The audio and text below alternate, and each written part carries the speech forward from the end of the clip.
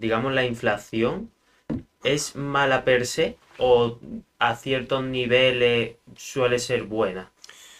Mi inflación en principio nunca es buena. Lo que pasa es que cuando la economía está decaída, la economía no crece, los precios están estabilizados porque no hay demanda y la economía empieza a crecer, y la gente va a comprar, va a los supermercados, a los bares, a los restaurantes. Entonces, que ahí suba un poquito de inflación, bueno, no es malo, eso es indicador que la economía está mejorando, pero hablo de porcentajes pequeños. Cuando ya la inflación ya empieza a crecer mucho más. No hablo de países hispanoamericanos como pasó en Argentina antes de 2023, que tenían un 144%. Venezuela creo que tienen, bueno, es que las estadísticas no las conocemos porque están tergiversadas, tenían más de 1000%. Eso se llama hiperinflación, que eso es horrible, eso son como los ataques de corazón de la economía. La gente está trabajando, cobra su sueldo, tiene que ir rápidamente al supermercado porque de aquí a un par de días ese salario va a servir para calentar la chimenea. O a veces que la gente va a un bar, se pide tres cervezas porque sabe que dentro de media hora va a valer más caro. Pero estamos hablando ya de una situación extrema de hiperinflación, ¿no? Pero la inflación, ya te digo, en principio no es buena nunca. Pero hay situaciones donde la economía está creciendo que es bueno que haya un poquito. Si un porcentaje pequeño no va a perjudicar casi nada. Sí, vaya, y por lo que hemos estado comentando en estos casos, que no ha sido por un exceso de demanda. El caso argentino, el venezolano, No, no, precisamente no ha sido por no. eso. El caso argentino antes de 2023 fue por un exceso de emisión monetaria. El gobierno argentino, cuando llegó el COVID, empezó a dar paguitas a todo el mundo, a dar pensiones a todo el mundo. Tú para cobrar una pensión no tenías que haber cotizado, te la daban. Pagaban también la luz, el agua, la electricidad. Entonces, claro, cuando hay demasiado dinero en circulación, los precios suben. Y en Argentina fue una burrada. Aparte que son políticas populistas que no funcionan, porque a ti de qué te sirve que te paguen el alquiler de tu vivienda, la luz o el agua, y después vas a comprar al supermercado y está todo por las nubes.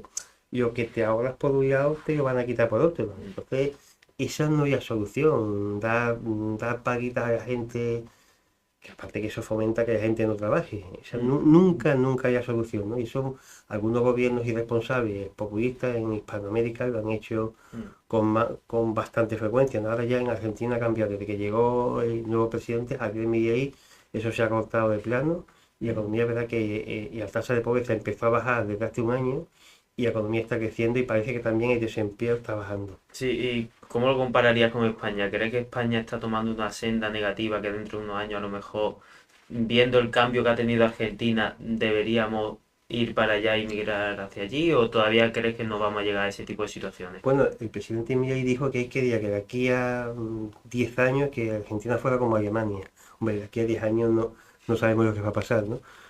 Hombre, en cuanto a paguita, España en algunos aspectos no se ha diferenciado mucho de Argentina. Lo que pasa es que España no ha llegado al extremo de que suba la inflación, porque tenemos aquí un control de la Unión Europea y aquí no podemos emitir dinero por la cara, ¿no? De hecho, la política monetaria, es decir, la que se encarga de regular la cantidad de dinero en circulación, no la lleva España, la lleva el Banco Central Europeo. Menos mal, porque por lo menos en ese sentido tenemos una entidad que nos controla y nos evitará hacer esas burradas, ¿no? Que se Mm. hacía en Argentina antes de 2023, ¿no? Argentina, el problema que había es que la política monetaria la llevaba el Banco Central argentino, que era dependiente del gobierno, no era independiente, claro. Le decía al gobierno, imprímeme tal cantidad, lo hacían. Mm. O a los bancos decían, si me das, presta este dinero, te lo devuelvo con mucho interés. Entonces ese dinero iba no para que las empresas invirtieran, sino para que se lo gastara el gobierno, lo que sea. Entonces eso también perjudicaba la inversión. Aparte que en países donde hay inseguridad, por ejemplo, con los precios, y la gente se lo piensa antes de invertir. Ya invertir en una tienda de, no sé, de alimentos, o una cafetería, y que tener que estar subiendo los precios todos los días. Entonces eso bueno no es para la Mm. inversión, evidentemente. y eso. Sí, siguiendo con este tema también de la inflación y tal, se ha estado comentando también del sector aquí en España de la izquierda, ya sea Podemos, Sumar y tal, de crear un supermercado público. Sí. ¿Realmente eso sería una buena idea? ¿Sería negativa? Porque dicen que así, digamos, no se pondrían los precios abusivos que ellos dicen. Primero que eso no está muy claro que la Unión Europea no lo permita porque un supermercado público tendrías que subvencionar para que fuera más barato. Mm, Y eso va contra la política de libre competencia, ¿no? Y aparte de eso también había que pagar, digo, ¿quién va a pagar eso? Nosotros de nuestros impuestos. Entonces eso son medidas populistas que ya digo, no creo ni que autorizara la Unión Europea y que a nivel de presupuesto sería una sangría, habría que pagar eso. mm. Que si hubiera que pagar todas las cosas que dicen algunos políticos, entre las paguitas, entre el supermercado público, pues sería es que no podríamos entrar en una espiral peligrosa, si no de inflación, por lo menos de déficit Mm. público. O sea, la diferencia entre lo que el gobierno ingresa y gasta.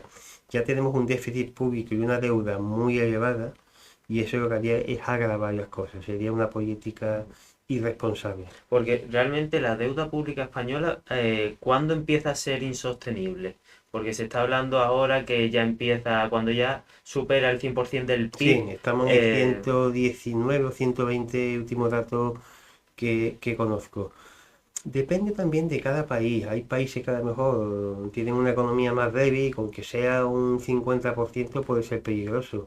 Y hay países como Japón que tienen en el año 2024 un 240% del PIB, de deuda sobre el PIB, que eso por ejemplo en España sería insostenible. Estaríamos ahora mismo rescatados en Japón lo pueden hacer. Es como si, imagínate que tú tienes una deuda de 10.000 euros y ganas 1.000 todos los meses.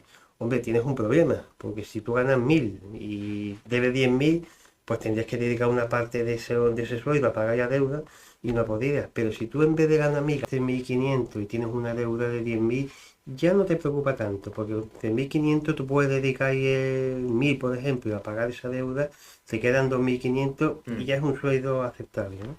Entonces los países con economía fuerte como Japón o Estados Unidos tienen esa ventaja, que pueden tener una deuda elevadísima, pero tienen muchos ingresos por impuestos, entonces pueden ir pagándola poco a poco. Tienen un banco central que depende de ellos, pero son gente responsable que ayudan también a pagar esa deuda, pero de una forma civilizada, sin generar inflación y nada de eso, ¿no? sí, y esa deuda también que sea más proveniente de deuda pública que deuda privada, No, ¿eso me refiero afecta a algo? deuda pública. Ah, deuda Deuda pública. pública, sí. Vale, vale. No, porque también se habla de que este tipo de países también tienen bastante deuda privada y digo, a lo mejor puede ser también por eso. Bueno, cuando en un país la gente está muy endeudada, pasó por ejemplo aquí en España y en otros países con el tema inmobiliario, gente que todo el mundo quería tener una vivienda, gente con 1.000 euros que estaban pagando una hipoteca, estaban pagando un coche, entonces había una deuda muy grande. Cuando llegó la crisis, mucha gente perdió su empleo, no podían pagar esa deuda, pues al final afectó a los que no podían pagar la deuda, a los deudores y a los acreedores. Incluso hubo bancos que tuvieron serios problemas, porque si tú eres un banco y prestas a mí y a mucha gente, y después toda esa gente no te podemos devolver, Mm. eres un banco y necesitas que te lo devolvamos, y si no te lo devolvemos, pues puedes quebrar o puedes tener problemas. ¿Todo empezaría por el sector bancario o puede empezar también por otro lado, digamos, el estallido de la deuda pública? Bueno, el sector bancario es una forma. También, si ese gobierno no tiene capacidad para devolver esa deuda, ni siquiera los intereses, porque tiene un déficit gordísimo, pues puede pasar lo que pasó en Grecia, que Mm, tuvieron que rescatar a la Unión Europea. Los famosos hombres de negro mm. son funcionarios de la Unión Europea que llegaron a Grecia, se instalaron en el Ministerio de Economía y dijeron, a partir de ahora las decisiones las tomamos nosotros. Y impusieron un ajuste terrible, tremendo. Fueron unos años muy dolorosos para los griegos. El primer año crecieron un menos 3,5%.